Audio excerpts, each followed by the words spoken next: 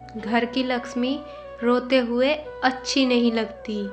उसने अब सिसकना भी छोड़ दिया था। इसी दरिंदगी के चलते एक दिन माया का पति उसे अपने मायके से 50,000 रुपए लाने के लिए पीटने लगा। उसके सास ससुर कह रहे थे, इस कलमुही को तब तक पीटते रहो जब तक ये रुपए लाने के लिए हाँ ना कह दे। ठीक उसी समय माया की ननंद वहां आ गई और ये निर्मम दृश्य देखकर तल्ख स्वर में बोली, भैया, भाभी ने ऐसा क्या कर दिया जो तुम इसे पशुओं की तरह पीट रहे हो? दीपक माया को पीटते हुए बोला, ये आजकल जुबान चलाने लगी है। इसे अपने मायके से 50,000 रुपये लाने के लिए कहा तो ये कहने लगी कि मेरे बाप के घर में क्या रुपयों के पेड़ लगे हैं जो वो मुझे नोट तोड़ तोड़ कर दे देंगे।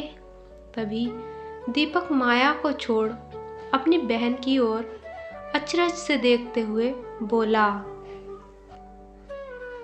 अरे तू इसे छोड़ और ये बता तू अचानक कैसे चली आई? यह सुनकर माया ने एक पल के लिए सोचा और फिर बोली, भाई, तेरे जीजाजी ने मुझे भी मार पीट कर रुपए लाने के लिए घर से निकाल दिया।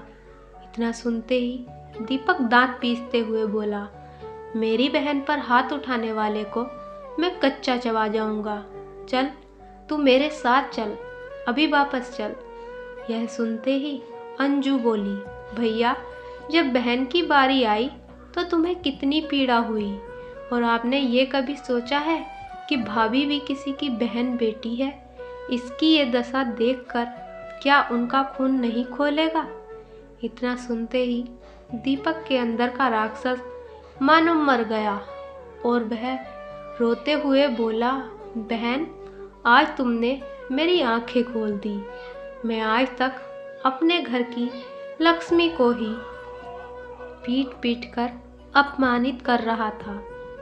अंजू ने आगे बढ़कर जब प्यार से अपनी भाभी को गले से लगाया तो माया सिसक सिसक कर रोने लगी। तभी वहां दीपक के जीजाजी ने प्रवेश करते हुए कहा, घर की लक्ष्मी रोती हुई अच्छी नहीं लगती।